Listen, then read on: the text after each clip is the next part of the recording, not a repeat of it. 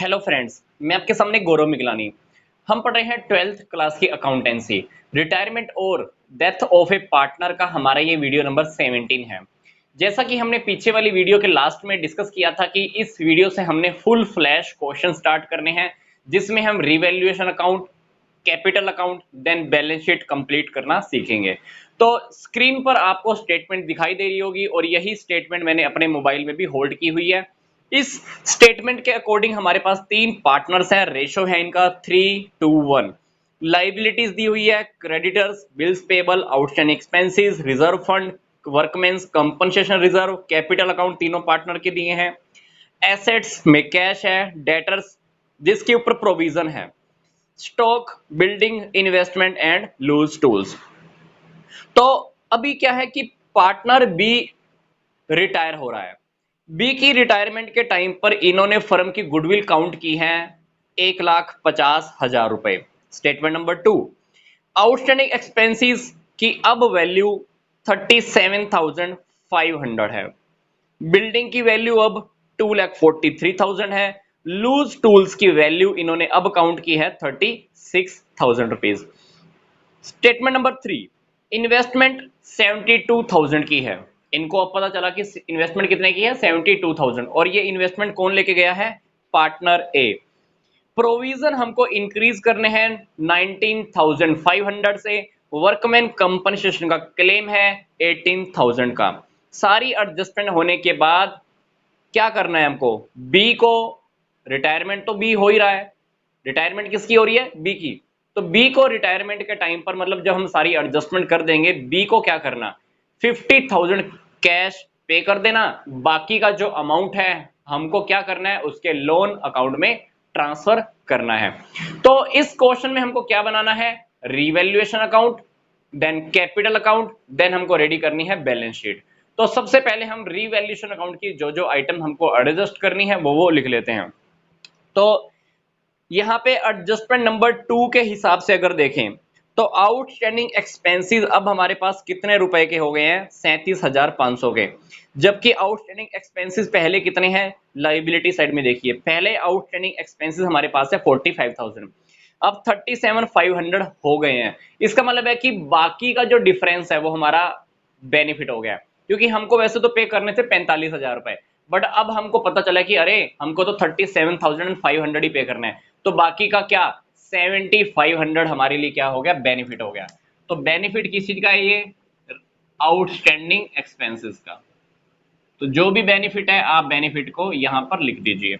फिर हमारे पास बिल्डिंग की वैल्यू अब हमको पता चली कि कितनी है, 2,43,000 रुपीज, जबकि बिल्डिंग पहले से हमने बुक्स में कितनी शो की हुई है, 2,25,000 रुपए। तो बिल्डिंग के ऊपर भी अल्टीमेटली हमको बेनिफिट हो गया है। कितना बेनिफिट हुआ है वो आप कैलकुलेशन करके देख लेना। हमारे पास 18,000 का बेनिफिट हो गया बाय बिल्डिंग। ठीक है, आगे देखिए, लूज टूल्स, एसेट में तो लूज टूल्स दिख रहे हैं 40,000, बट पार्टनर्स ने अब देखा कि लूज टूल की वैल्यू कितनी हो गई है, 36,000 रुपीज। इसका मतलब है कि 4,000 का हमें क्या हो गया है, नुकसान हो गया है, किस पे, लूज टूल्स पे। तो डेफिनेटली हम अपना लॉस यहां दिखाते हैं 4,000। ठीक है, और देखिए इन्वेस्टमेंट की वैल्यू एसेट साइड में कितनी है, 80,000, एडजस्टमेंट में कितनी है, 72,000। कितने का नुकसान हो गया, 8,000 का। तो जो आपका लॉस हुआ है आप यहां पे शो कर दो, टू इन्वेस्टमेंट 8,000 का लॉस। अब सबसे खास बात यह है कि ये इन्वेस्टमेंट जो 72,000 की जो वैल्यू है, ए ने क्या किया, इसी वैल्यू के ऊपर इन्वेस्टमेंट को लेके गया, क्योंकि बुक के हिसाब से इन्वेस्टमेंट कितने की है, 80,000। अब हमने वैल्यू की तो इन्वेस्टमेंट कितने की है, 72,000। लॉस हमने यहां लिख दिया, पर ए ने क्या किया, 72,000 के अकॉर्डिंग इन्वेस्टमेंट को खुद ले लिया। तो अगर कोई पार्टनर बिजनेस की प्रॉपर्टी को ले लेता है तो हम उस पार्टनर की कैपिटल को क्या कर देते हैं, डेबिट कर देते हैं। तो ए की कैपिटल के अंदर आप डेबिट में लिख दो, क्या लेके गया है हमसे, इन्वेस्टमेंट। तो इन्वेस्टमेंट आप यहां पे लिख दीजिए 72,000 की। ठीक है, आगे और देखते हैं। प्रोविजन हमको इंक्रीज करना है 19,500 से। डेटर्स के ऊपर प्रोविजन है देखो 10,000 का, अब हमको 19,500 से इंक्रीज और करना है, मतलब आपको यहां पे लॉस हो गया एक किस्म से। तो प्रोविजन ऑन डेटर्स कितना इंक्रीज करना है, 19,500 लिख दिया। आगे क्या है, वर्कमैन कंपनसेशन का क्लेम है 18,000, वो तो हम क्या करेंगे, सीधा कैपिटल में एडजस्ट कर देंगे, क्योंकि क्लेम वर्कमैन कंपनसेशन रिजर्व हमारे पास है 48,000 का, 18,000 हम पूरा कर लेंगे, बाकी 30,000 पार्टनर्स की कैपिटल अकाउंट में हम क्रेडिट कर देंगे, वो बाद की बात है जब हम कैपिटल अकाउंट प्रिपेयर करेंगे। ठीक है, तो अब इस क्वेश्चन के अकॉर्डिंग क्या करना है, हमको पूरा का पूरा टोटल करना है। तो रीवैल्यूएशन अकाउंट के अंदर हमारे पास दो आइटम इधर क्रेडिट में आ चुकी हैं और डेबिट में हमारे पास आ चुका है 4,000, 8,000, 9,500। तो आप देखोगे तो हमारे पास डेबिट साइड का टोटल ज्यादा आ रहा है, क्रेडिट साइड का टोटल कम आ रहा है। तो डेबिट साइड में से जब आप क्रेडिट साइड का आप माइनस करोगे तो हमारे पास 6,000 का लॉस आने वाला है। तो वो लॉस क्या करना है, हमने तीनों पार्टनर्स में डिवाइड कर देना है। हम क्या लिखते हैं, by loss transfer to partners capital account. Partners कौन कौन है, ए बी सी। क्वेश्चन में ध्यान से देखिए, क्वेश्चन की स्टेटमेंट के अकॉर्डिंग हमारे पास जो पार्टनर है वो 3, 2, 1 के अंदर पार्टनर है। तो अल्टीमेटली डेबिट में से क्रेडिट को माइनस करके 6,000 का लॉस आप पार्टनर्स में 3, 2, 1 में ही डिवाइड करने वाले हो।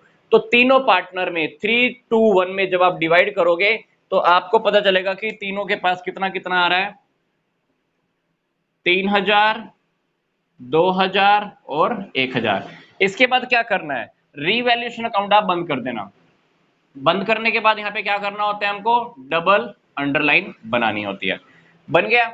इसके बाद हमको क्या करना है, पार्टनर्स का कैपिटल अकाउंट शुरू करना है, क्योंकि रीवैल्यूएशन अकाउंट का loss by loss transferred to A's capital account, B's capital account and C's capital account. A के पास, बी के पास और सी के पास इतनी इतनी कैपिटल ट्रांसफर हो गई है। इस साइड का टोटल यहां लिख देना है, इस साइड का टोटल भी हमको यहां लिख देना है। ठीक है, अब हम क्या करते हैं, पार्टनर का कैपिटल अकाउंट रेडी कर लेते हैं। तो कैपिटल अकाउंट की शुरुआत कहां से होने वाली है, जो भी इनकी स्टार्टिंग में ओपनिंग कैपिटल पड़ी है वो आप लायबिलिटी साइड में देखिए। तीनों की जो ओपनिंग कैपिटल है वो कितनी है, बाय बैलेंस बीडी। ए की है 2 लाख, बी की 1.5 लाख, सी की 1 लाख, लिख दिया। इसके बाद हमने क्या करना है, लाइबिलिटी साइड में से आप अब देखना स्टार्ट कीजिए कि क्या पार्टनर्स के पास कुछ डिवाइड करने के लिए हो, accumulated profit, accumulated losses, journal reserve, कोई स्पेशल रिजर्व, कुछ ऐसा है तो हम क्या करेंगे, लाइबिलिटी साइड में से उसको डिवाइड करना स्टार्ट करेंगे। फिर ऐसे ही हमको एसेट साइड में भी चेक करनी है, कहीं एसेट साइड में प्रॉफिट एंड लॉस का कोई डेबिट बैलेंस रखा हो, एडवर्टाइजमेंट अकाउंट का सस्पेंस अकाउंट रखा हो, डेफर्ड रेवेन्यू एक्सपेंडिचर हो, वो हम पार्टनर्स में ओड रेशो में डिवाइड कर देंगे। तो सबसे पहले हम शुरुआत करते हैं लाइबिलिटी साइड से। लाइबिलिटी साइड में हमारे पास एक रिजर्व फंड रखा हुआ है, कितना है, 1,05,000 रुपए का। आप 1,05,000 को क्या करना, तीनों पार्टनर्स में 3, 2, 1 में डिवाइड कर देना बाय रिजर्व फंड। जब आप तीनों पार्टनर्स में डिवाइड करोगे तो तीनों के पास जाएगा 52,500, 35,000 और ये 17,500। तो हमने क्या किया, रिजर्व फंड का जो भी अमाउंट है तीनों पार्टनर्स में 3, 2, 1 में क्या कर दिया, डिवाइड कर दिया। रिजर्व फंड के बाद देखिए हमारे पास है वर्कमैन कंपनसेशन रिजर्व, कितना है, 48,000। एडजस्टमेंट नंबर 5 के अकॉर्डिंग हमको वर्कमैन कंपनसेशन के ऊपर क्लेम देना है, कितना, 18,000। तो 48,000 रुपए में से 18,000 का क्लेम राइट ऑफ करके बाकी का 30,000 रुपए आप पार्टनर्स में 3, 2, 1 में डिवाइड कर सकते हो। तो वर्कमैन कंपनसेशन रिजर्व 30,000 है ना, तो 30,000 के अगर आप 6 हिस्से करोगे तो 5,000 का एक हिस्सा बनेगा, तो 15,000, 10,000 और 5,000। तो हमारा क्या हुआ, वर्कमैन कंपनसेशन रिजर्व भी राइट ऑफ हो गया, हमने तीनों पार्टनर्स में डिवाइड कर दिया। इसके बाद क्या करना है, रीवैल्यूएशन अकाउंट में से जो लॉस आया था वो लॉस भी आप यहां पे लिख दीजिए। लॉसेस को हम डेबिट में लिखते हैं, ध्यान रखना, रीवैल्यूएशन अकाउंट से जो लॉस आया कितना कितना मिला, ए को 3000, बी को 2000, सी को 1000। ठीक है, ये हमने लिख दिया। अब एडजस्टमेंट नंबर 1 के ऊपर फिर से आ जाइए।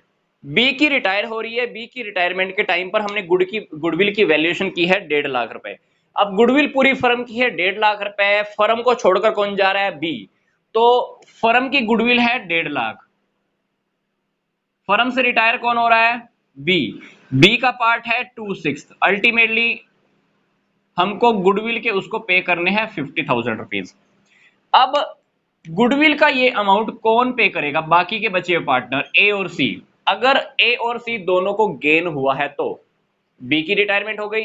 अब क्वेश्चन के इक्वेशन में आप स्टार्टिंग में देखिए, हमारे पास 3 पार्टनर हैं, 3 2 1। बी रिटायर हो गया, क्वेश्चन में नया रेशो गिवन ही नहीं है।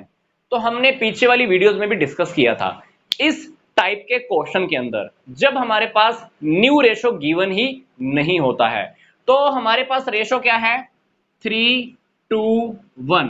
बी गायब हो गया, बी का गायब हो गया तो इसका मतलब है कि ए और सी को 3 2 के अकॉर्डिंग क्या हुआ होगा, गेन हुआ होगा। तो ए और सी ने जो गेन किया है वो 3 और 1 के अकॉर्डिंग किया है। मतलब जो 50,000 का गुडविल का अमाउंट हमने बी को पे करना है वो ए और सी किस रेशो में डिवाइड कर देंगे, 3:1 में। तो गुडविल का अमाउंट जब भी आप पे करोगे तो क्या होगा, ए की कैपिटल डेबिट, सी की capital debit to B's capital account. तो 50,000 का अमाउंट हमको पे करना है, किसको पे करना है, बी को। तो आप अमाउंट अब जब डिवाइड करके देखोगे, हमने लिखना है by A's capital account by C's capital account,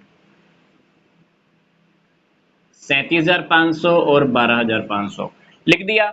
इसके बाद क्या करना है, इसके अकाउंट में तो क्रेडिट कर दिया, अब ए और बी का इनका अकाउंट भी तो डेबिट होगा to B's capital account.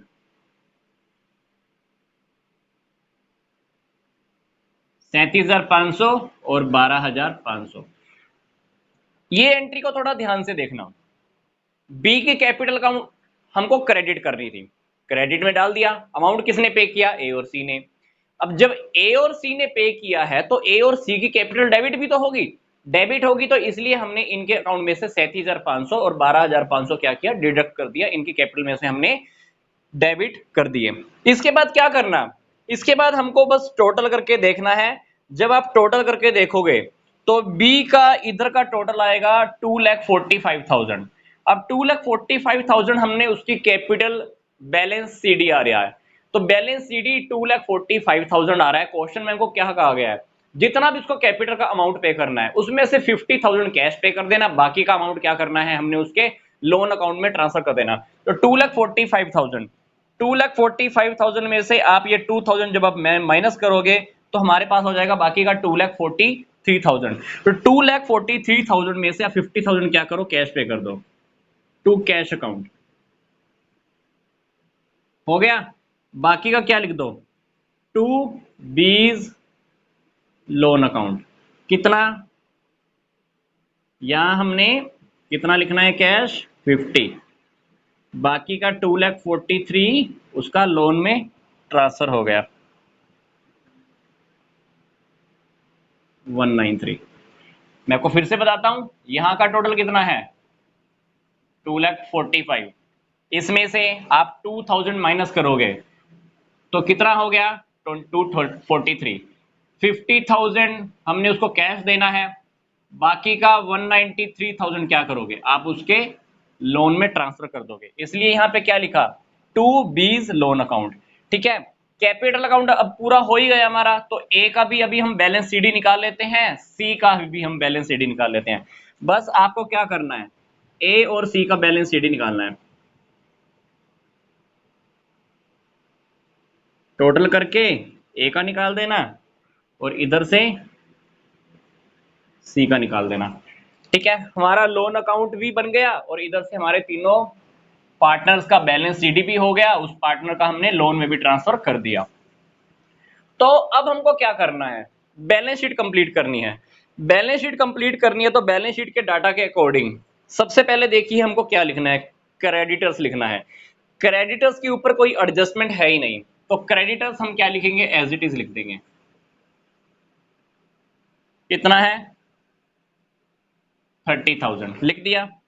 Bills payable as it is, adjustment में कुछ नहीं था।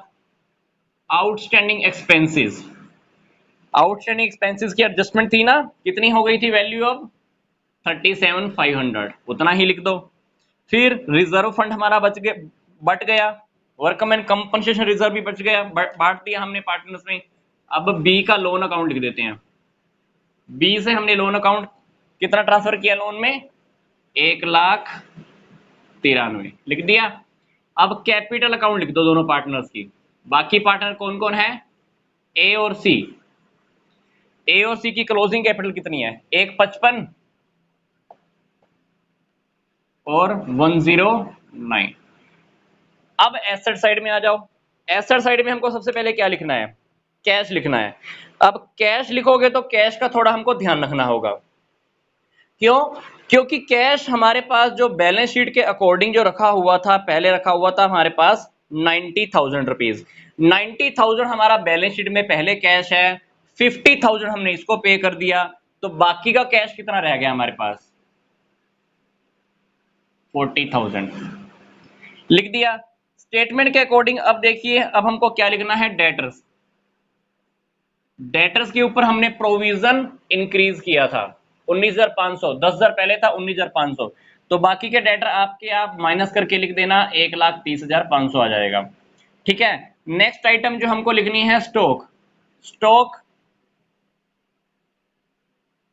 बिल्डिंग, बिल्डिंग की वैल्यू हमने इंक्रीज की थी यहाँ पर 18,000, तो बिल्डिंग अब हो जाएगी 2,43,000। पहले कितनी थी, 2,25,000, अब हो गई 18 ऐड करके 2,43,000। लूज टूल्स, पहली वाली बैलेंस शीट में कितने नजर में आ रहे हैं, 40, अभी इन्होंने क्या वैल्यू की थी, 36,000 रुपए। तो इस अकॉर्डिंग हमको क्या करना है, हमारा ये भी पूरा कर देना है। ठीक है, और एक छोटी सी बात और, हमारा एक वर्कमैन कंपनसेशन का क्लेम था, कितना, 18,000 का। वो वर्कमैन कंपनसेशन का क्लेम भी आप क्या करना, यहां पर लिख देना, वर्कमैन कंपनसेशन क्लेम कितना है, 18,000। इसके बाद क्या करना है, बस सिंपल सी बात है, इसके बाद हमको बैलेंस शीट का टोटल करना है। जब बैलेंस शीट का टोटल करोगे तो आपको पता चल जाएगा कि दोनों साइड क्या आने वाली है, इक्वल आने वाली है। तो इस तरह से हमारा एक क्वेश्चन कंप्लीट हो जाएगा। तो इस क्वेश्चन में क्या था, सिंपल सी स्टोरी थी, बी रिटायर हो रहा है, रिटायरमेंट होने के बाद नया रेशो क्या है हमको पता नहीं है, इसलिए ए और बी का पुराना रेशो क्या हो गया, ए और सी का पुराना रेशो क्या हो गया, 3:1। गेनिंग रेशो भी क्या हो गया, 3:1। फर्म की गुडविल काउंट की थी इन्होंने बी की रिटायरमेंट के टाइम पर 1,50,000। बी का हिस्सा कितना बनेगा, 50,000 रुपए। 1,50,000 का जब आप 2/6 करोगे, मतलब बी को जितना शेयर हमने देना था 2/6 के अकॉर्डिंग बी को हमने 50,000 की गुडविल पे करनी है। कौन पे करेगा, ए और सी। किस रेशो में, गेनिंग रेशो में। गेनिंग रेशो हमने अभी बताया क्या है, 3:1। बस बाकी का क्वेश्चन हमारा सिंपल है, बाकी क्वेश्चन सिंपल है, रिवैल्यूएशन अकाउंट, देन हमारा कैपिटल अकाउंट, देन हमारी ये बैलेंस शीट रेडी हो जाएगी। सबसे खास बात, जो बैलेंस अमाउंट हमने बी को पे करना था उसमें से 50,000 हमने कैश पे कर दिया, बाकी का आपने क्या किया, लोन ट्रांसफर कर दिया। तो यहां पर आप कैपिटल अकाउंट के टोटल दोनों तरफ लगा के देख लेना, और जब भी हम किसी भी अकाउंट का टोटल लगाते हैं तो उसके नीचे हमको क्या लगाना होता है, डबल अंडरलाइन। तो हमको टोटल करना बहुत जरूरी होता है। बट क्वेश्चन के अंदर मैं आपको मेन क्या सोल्व करके दिखा रहा हूं, जो हमारी मेन एडजस्टमेंट है क्वेश्चन का, हमारा जो प्रॉब्लम है वो मैं आपको फोकस करके वो सोल्व करके दिखा रहा हूं। तो ये जो छोटी मोटी चीजें है ना, ये लाइंस लगाना, टोटल करना, तो आई थिंक ये आप भी कर सकते हैं। तो मिलते हैं जल्दी से नेक्स्ट वीडियो में। तो नेक्स्ट वीडियो के अंदर हम एक फिर से कोई प्रैक्टिकल क्वेश्चन डिस्कस करेंगे।